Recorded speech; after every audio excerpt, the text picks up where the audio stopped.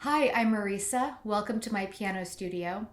Today we'll learn how to play a one-octave C scale on the piano. Knowing the proper fingering is one of the most important parts to successfully playing scales, besides the notes themselves.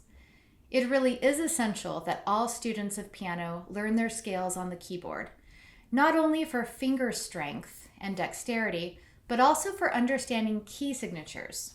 When you've learned every major scale on the piano, you will have memorized their key signature too. For instance, you'll know that the key of C has no sharps or flats, or that the key of G has an F sharp, because you will have learned this by playing the C and G scales. So let's get started and take a look at the keyboard. Our right hand will begin at middle C. So a one-octave C scale is from one key, 8 keys higher. So from a C to the next possible C. So middle C to treble C. So we don't have 8 fingers to smoothly get from point A to B. So we're going to do some fancy finger work to make it legato and smooth. So we'll begin with the fingering. 1, 2, 3. At this point, you're going to smoothly tuck your thumb under to F and realign your hand. Then 2, 3, 4, 5. Back down. 5, 4, 3, 2, 1. Then cross back over with your third finger to E and realign 2, 1. So to recap, the right hand going up pivots under 3.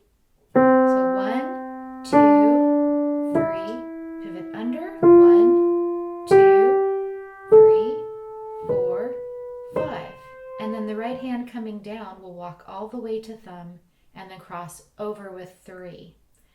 5, 4, 3, 2, 1. Cross over, 3, 2, 1.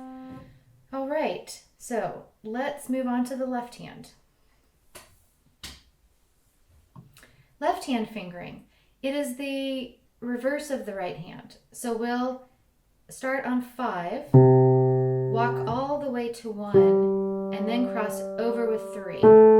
So here goes. 5, 4, 3, 2, 1. Cross over, 3, 2, 1. Then on the way back down, we walk to 3, but then cross under to 1. 1, 2, 3, then cross under, 1, 2, 3, 4, 5. One more time. 5, 4, 3, 2, 1, 3, 2, 1. 1, 2, 3, 1, 2, 3, 4, 5.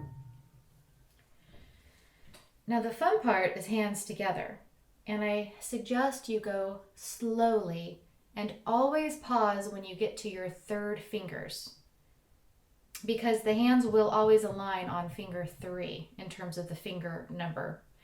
And at finger 3, either the right hand or the left hand will be doing a crossing under or over. So to demonstrate, we'll go C, D, E. So I pause because I'm at finger 3 in both hands. Now my right hand only is going to cross under to my thumb and realign. So here we are on F. My right hand has my thumb on F. My left hand hasn't moved yet. Then I play G. Now my left hand has run out of fingers. So I cross over with finger 3 in the left hand. A, B, C. Let's try that again, walking up slowly. C, D, E. Pause, we're at finger 3. Right hand only tucks under. F, G. Left hand crosses over, finger 3. A, B, C. So I recommend pausing and practicing that a few times until you feel comfortable with it, and then we'll move on to the next step, which is walking back down. So walking down, we have C, B, A. I pause. We're at finger 3 in both hands. This time it's the left hand that makes the first move. Left hand tucks under to finger 1, G, F. Right hand crosses over, finger 3 to E, D, C. I'm going to reach up to the top again. We'll go over that one more time. C, B, A. Left hand only crosses under, G, F. Right hand finger over, E, D, C. Okay, now for our final time, I'll walk back up and down all together, saying where the finger moves are. C, D, E. Right hand finger 1 under, F, G. Left hand finger 3 over, A, B, C. Back down, C, B, A. Left hand under, finger 1, G, F. Right hand finger 3 over, E, D, C.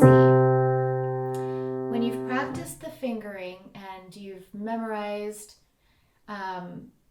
the right fingering and have it down habitually, then practice very slowly with a steady beat.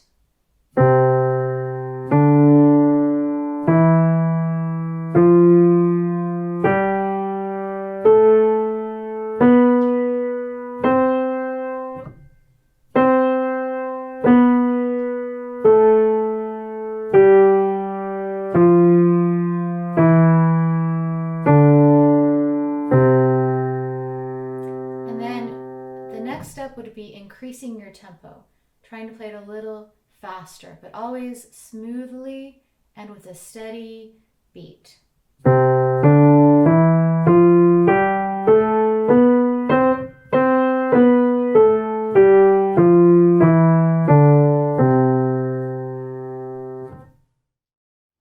Thank you for joining me today. Best of luck with practicing, and I will see you the next time.